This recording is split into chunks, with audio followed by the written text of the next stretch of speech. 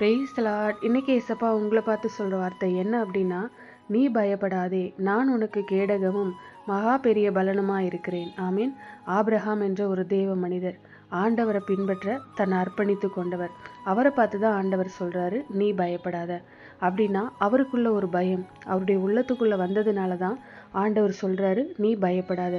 இன்னைக்கு உங்க வாழ்க்கையில கூட சில சூழ்நிலைகள் பயத்தை கொண்டு வந்திருக்கலாம். இதுக்கு என்ன பண்ணலாம், இது எப்படி முடியும் என்ற பயம்.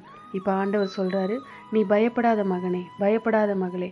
ஏன் பயப்படக்கூடாது அப்படின்னா, நான் உனக்கு கேடகமா இருக்கிறேன். கேடகம் நாம பாதிக்கப்படாதபடி நம்மளை பாதுகாப்பதற்காக யூஸ் பண்ணுவாங்க. கர்த்தரே நமக்கு கேடயம். எதிரி நம்மளை தாக்கினா அந்த கேடயம் தான் அடி வாங்கும். அந்த கேடயத்தை காமிச்சோன்னா அதில் தான் அடி விழும். ஆண்டவர் சொல்றாரு, உனக்கு பதிலாக நான் அடி வாங்குறேன், உனக்கு பதிலாக நான் எல்லாவற்றையும் தாங்கி கொள்கிறேன். நான் உனக்கு கேடகமாக இருக்கிறேன், நீ பயப்படாத. என்ன ஆயிடுமோ, இது இப்படி ஆயிடுமோ, அப்படி ஆயிடுமோ, இந்த காரியம் என் வாழ்க்கையில் சேதத்தை உண்டாக்கிடுமோ, நீ பயப்படாத. நான் தான் உனக்கு கேடகமாக இருக்கல்ல, பாதுகாப்பாக இருக்கல்லன்னு ஆண்டவர் சொல்கிறாரு. அதுக்கு தான் தன்னையே பலியாக கொடுத்தாரு. தன்னுடைய ஜீவனையை கொடுத்தவர் நம்மளை பாதுகாக்க மாட்டார். அவர் நமக்கு கேடகமாக இருக்கும்போது யார் நம்மளை சேதப்படுத்தி விட முடியும்? அதனால் எதை நினச்சி பயப்படாதீங்க. ஒன்றுமே உங்களை சேதப்படுத்த முடியாது. ஜெபிக்கலாமா? எங்கள் நல்ல தகப்பனே, அப்பா, நீரே எனக்கு கேடகமாக இருக்கிறீங்க. உமக்கு நன்றி ஆண்டவரே.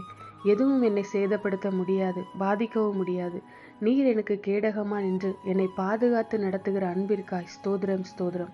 இயேசுவின் நாமத்தில் ஜெபிக்கிறோம் பிதாவே, ஆமீன். God bless you.